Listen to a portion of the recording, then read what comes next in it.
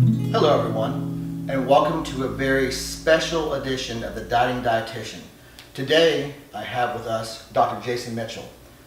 Dr. Mitchell is an expert in digestive health, probiotics, hemp oil, and phytocannabinoids. How did you get into the natural foods industry? You know, honestly, it was a family affair because my mother was the assistant to the founder of GNC, David Shakarian, back in the late 1970s. And in fact, when she left there, she ended up taking over and becoming half owner of a chain in Arizona called High Health. And she sold out in 1996. She was there from about 1980 to 1996. And we had about 46 health food stores at the time. And then, in all honesty, I tried to escape the natural products industry because I was around it for so long, because I was one of those kids that was raised on, you know, granola, the typical story, and I didn't really get the Snickers bars and all the garbage that you would really, truly would have enjoyed. But I'm kind of thankful for that in hindsight, because I was built on I was raised on a very different platform. But for several years while I was in college, I just wasn't sure about what I could do. In fact, when people hear about how long I was in college, for a total of 13 years in total, people are like, well, you got to be like a doctor or something. Thankfully, I do have that title. That's a really good thing. But the funny thing is that it was just because, honestly, I didn't really know what I wanted to do, and I really enjoyed school. And then I came across and met the owner of Country Life Vitamins, Ryan Drexler, which was the son of the founder, and he asked me to come work for him. And so in 1998, I actually graduated for that career at Arizona State University, and then went on to subsequent things after that from a school perspective. But in 1998, I started with Country Life Vitamins. I was there until about 2013. And then in 2013, I departed Country Life. Love that company. They're an amazing company. They do a lot of really wonderful things, and I love to have a fond remembrance of the fact that I left a lot of intellectual DNA there. So a lot of the products I get to see on the shelf I developed. I probably developed 300 products of theirs or so, give or take. So I just love that company. They're amazing. But because of some health issues that I experienced, I was inspired to do something different. I unfortunately suffered issues with my digestive system. I was diagnosed in 2011 after some difficulty with ulcerative colitis. Now, I'm not sure why it happened. I have my thoughts and my, why I believe. And I believe that stress had a lot to do with it, because I believe that when you're not taking care of yourself, you're burning the candle at both ends, you're doing all the things that you know aren't right, but you're trying to justify why they're not. And of course, I wanted to be in denial. But I did end up getting very, very sick. And about midway through 2012, I got incredibly sick. And from there, when my digestive system failed me, the rest of my body failed, and it was kind of like an epiphany for me. Not that we don't truly know this at our core, but when my digestive system failed me, I realized that how quickly the rest of your body fails. And it was at that point that I was inspired to do something different.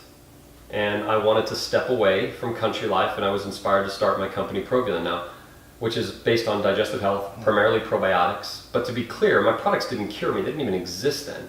I did have to have medical intervention, but it's important to mention that it was the basis of inspiration. It's like when bad things happen, sometimes you grow through it and realize what your future needs to stand for. So that's how I'm here. So let me ask you this. Yeah.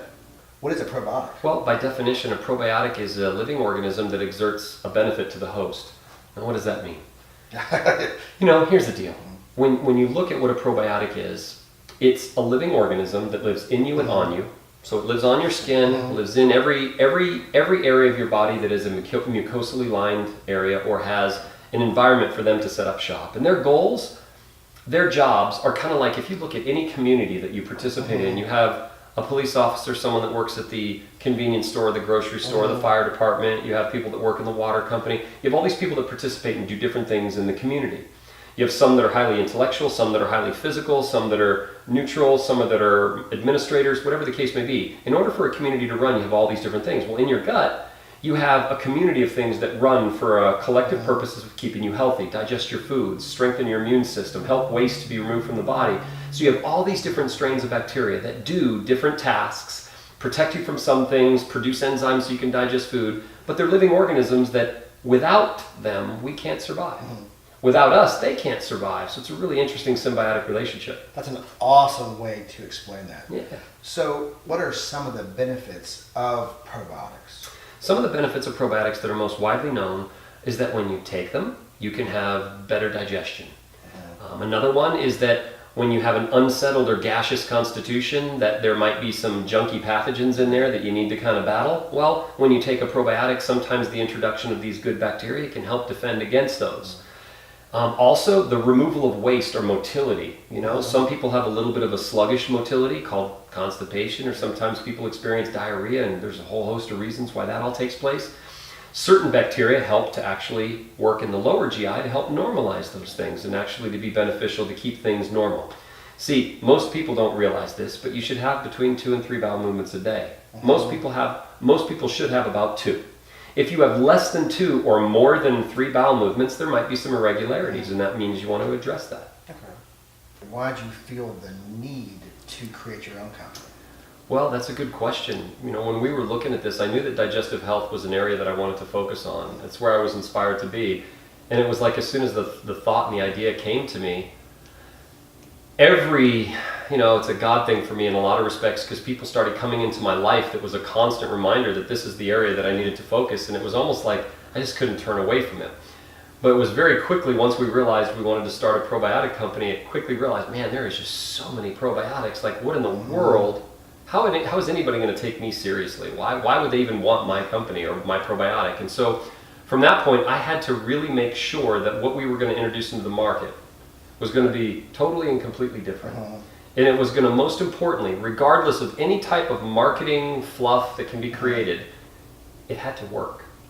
And it had to be beneficial for customers. Now let me talk about that, because I've read that, and I'm knowing basic anatomy, our stomachs are made to stop bacteria from getting into our intestines, bad bacteria and good bacteria.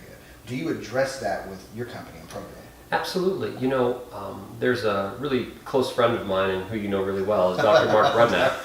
And Dr. Mark Brudnak developed the architecture of what is now known as the MacTrek 3D probiotic delivery system. The concept behind the 3D is the 3-dimensional step of making sure that the probiotics can survive, and it was protect, feed, and hydrate.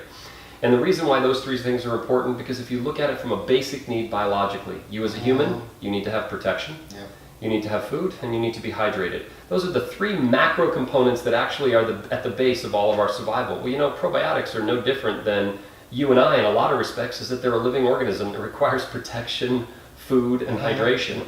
And when you can incorporate a system that works, that makes sense. Now, getting through the stomach acid is tricky. pH is like 1.5, and you're right, that is an environment that is designed to not only help you facilitate some of the elements of digestion, but it is also a protective barrier so that other pathogenic organisms can't enter. And unfortunately, good bacteria will suffer damage there too. Now, with our system, MacTrek 3D, our first step is protection. We use an all-natural seaweed extract. And the seaweed extract is harvested off the coast of Chile and Peru.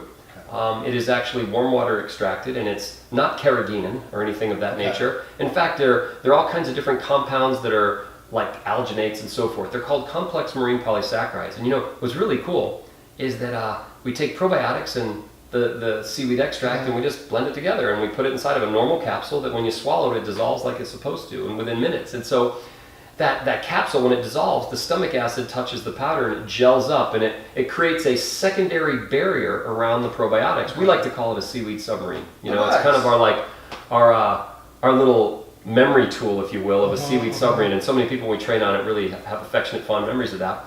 Well, that little seaweed submarine, we decided we're going to test it against 9 of the top selling brands. Well, in that test, we were able to show that we could deliver more surviving bacteria even than some of the top enteric-coated brands too, which is really cool. So we had a really successful outcome with regards to using something as simple and as natural as seaweed extract, and show that you don't have to use a modified chemical. You don't have to use all kinds of parts of animals or things of that nature, and instead just use seaweed that's something as a part of the diet all over the world, but yet it works really amazing and creates this secondary barrier.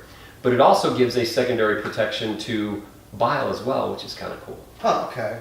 So it survives the stomach acid, then it goes into the small intestine. Right. What happens at that point? Well, you know, that little seaweed submarine, once it reaches a place where bile is released, now bile is not as low in pH, it's actually much higher. It's an alkaline substance. And what's interesting is that is when things like enteric-coating pearls and delayed release capsules were all designed as a mechanism of their delivery system to design to breach and release. And so with our seaweed submarine, it is designed to start beginning its dissolution process, but it doesn't just breach all of a sudden. It actually slows a slow dissolution process. I like to liken it, to compare it to like a popsicle melting in the sun. It just begins to dissolve.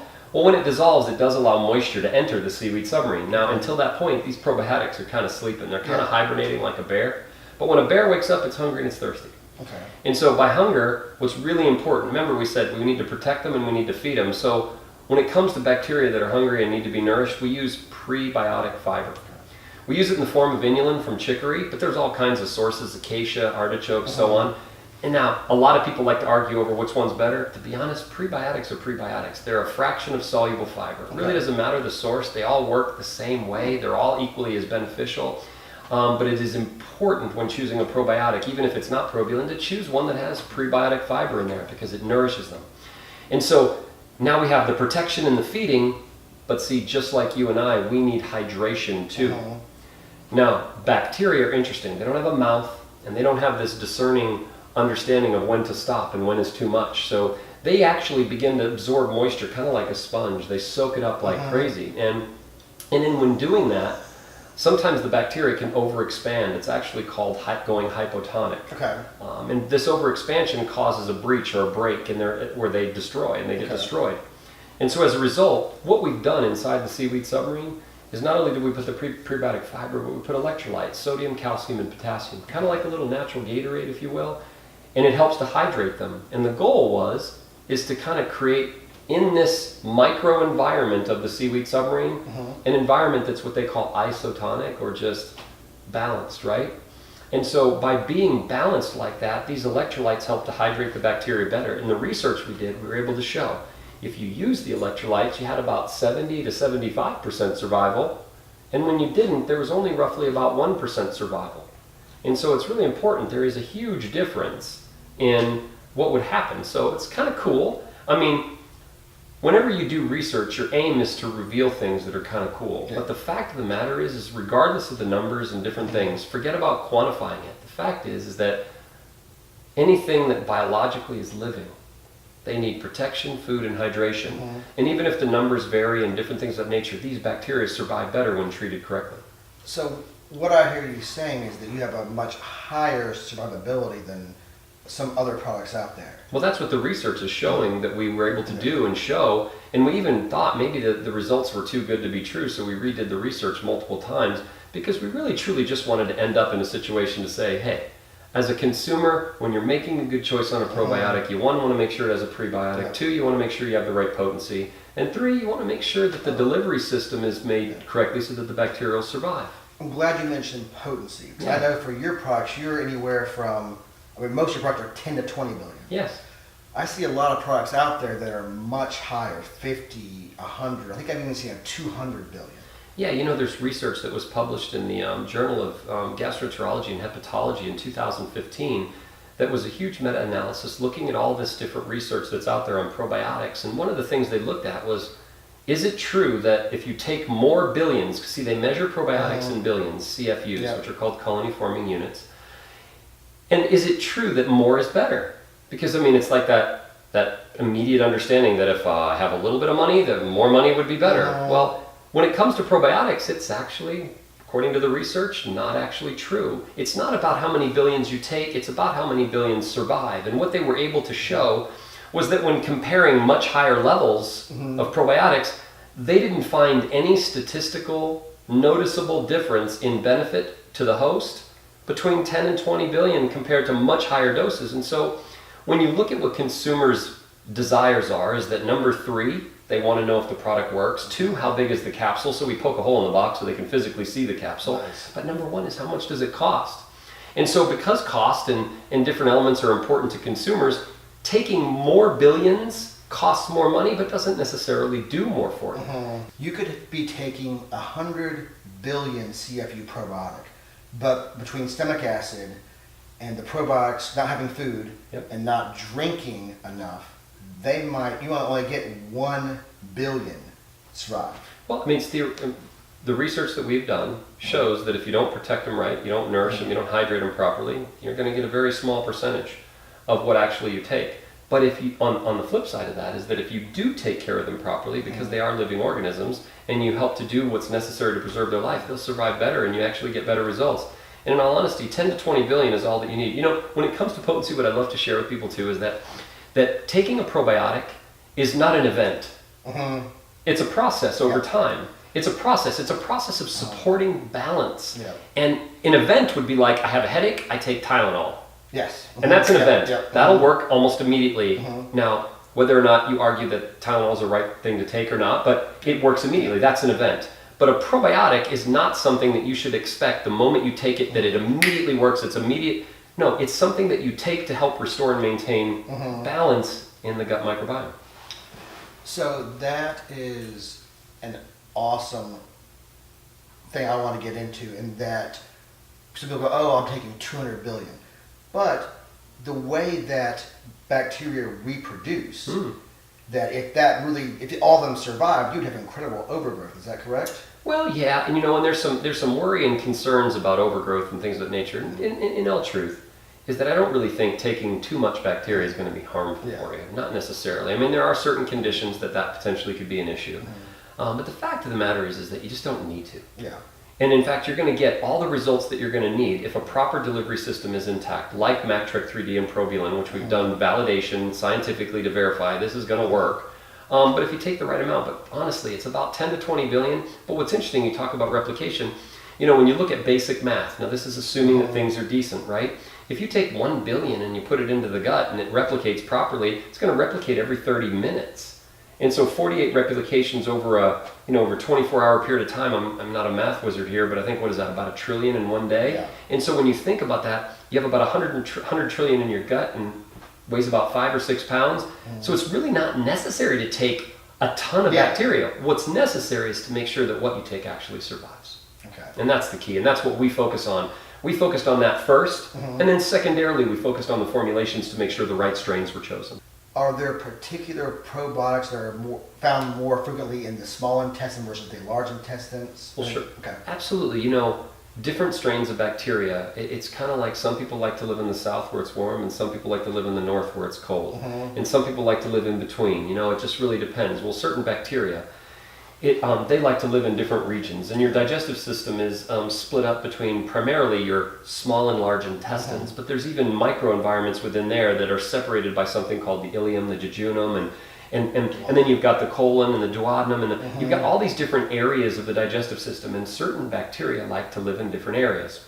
As a rule, lactobacilli, whenever you see that word L in the front, and then after it'll be a second word that'll be a lowercase letter, it'll say rhamnosus, it'll say acidophilus, it'll say, Reutaria, all these different strains. Lactobacilli or lactobacillus bacteria are called lactic acid or acid-loving bacteria. They like the upper GI or the small intestines. Okay. So L for little. L for little could be easy, or small intestines, right? And then you got B for bifido or big, or large intestines, so that'll be primarily the lower GI. Then you have certain strains like Streptococcus and Pediococcus and Propionidae. They some of them are transient, a little gypsy-like. They like to live in multiple places, but for the sake of most discussions here, the lactobacilli are in the upper GI, the bifido are in the lower. Awesome. Mostly. Now, in the last couple of years, I've read some information and heard about something called postbiotic or the ferment. Can you tell us what that is? Yeah, a postbiotic is an interesting concept. See, you have a prebiotic that's the food for the probiotics. In other words, there must be food or otherwise there is no life, so it comes pre. And then you have pro, which is the life. These are the living organisms that eat the prebiotic and food. Well, when these probiotics are happy and living their life and they're eating and they're doing things, as a result of them living their lives, they're going to perform many tasks and they're going to produce many things. Much like a fireman isn't just a fireman, they put out fires. Yes, okay. All right? Okay. Or a person that is working at the grocery store bags your groceries. There is an output to their existence. Yeah. Well, a probiotic existing, their output is something called postbiotics, and that's a real broad global term to include a bunch of different things. For example, when a probiotic is living and doing what it normally does, a postbiotic example would be it produces certain strains of bacteria, might have an affinity to produce vitamins like vitamin K, B vitamins like B12, or they might produce amino acids, or they might produce digestive enzymes to help you digest foods. In fact, in our daily digestive enzyme with probulin, the peptidase enzymes, the ones that are responsible for helping to break down gluten-based, gluten-type or gluten-type material in the body, the peptidase enzymes in that formula are strictly produced from lactic acid bacteria. Interesting. And so that peptidase enzyme, so they can produce digestive enzymes. Sometimes certain bacteria will produce short-chain fatty acids or organic acids that act as nourishing elements to the body. Even really interesting, kind of more sci-fi movie-like, is that they'll even produce bacteriocins. And these bacteriocins are these natural, dare I say, antibiotic kind of compounds that go after and destroy pathogenic organisms and make it difficult for them to live. Or they'll produce, certain bacteria might produce hydrogen peroxide to make it difficult for yeast and candida to survive. So postbiotics are a really interesting, dare I say discovery or defined term of explaining when probiotics eat their food and live their life, what else do they do and what is their output? And their output are postbiotics, and they're really important. It's part of what makes bacteria so special. In fact, why this is even an important concept is that you want a wide variety of different types of postbiotic compounds. The only way that happens is having a wide variety of strains of bacteria. You want to have 12 strains of bacteria minimum in your formula, because that means each different strain of probiotic that you're introducing are going to produce different types of postbiotics that are all beneficial to the host. Awesome. Do you do 12 in all your formulas? Does it depend or range to what you're trying to target with that particular formula? All of my formulas have 12 strains that are in our boxes. We have one strain that has 7 strains. That was a different formula that was produced many, many years ago, and I think it might have predated some of the research on why 12 strains was really important. But 12 strains was more of a generalized concept of saying, usually there were about 12 different strains between Lactobacilli, Bifido, and Streptococcus primarily that you could actually really have a good balanced formula that could do a lot of really wonderful things. Okay. And so we follow that as a rule. And this is quasi research based in the sense that there's no perfect science to knowing exactly how many strains. What I can tell you is the promise of 30, 40, and 50 strains is not likely that they're going to actually include 35, 40 different strains in a formula. Usually you can max out at about 12 or 15 different strains intentionally added. Yeah. Otherwise, some of them will just actually be there accidentally. Now, you say intentionally added. Yeah. Are there some kind of mutations that happen that cause another? Well, no, sometimes somebody will put in a yogurt culture in their formula because yogurt is known. And then a yogurt culture will actually have multiple strains that are there, but they've never done the job of DNA verifying what they are. Okay. They've never done the job of enumerating how many of them are actually there. They're just saying, trust me, they're there. Well, in all honesty, when you're doing that, from a scientific validated standpoint, I don't feel good unless I've intentionally added each and every strain in the formula, because then I know for a fact that at the very least I've put in what I know is effective. And so the strains you use, you've seen clinical information on. Oh, absolutely. Okay. All of the strains are documented in research-based strains, yes. Awesome. Okay. Yeah. Perfect. Yeah. Well, that's all the questions I have on probiotics.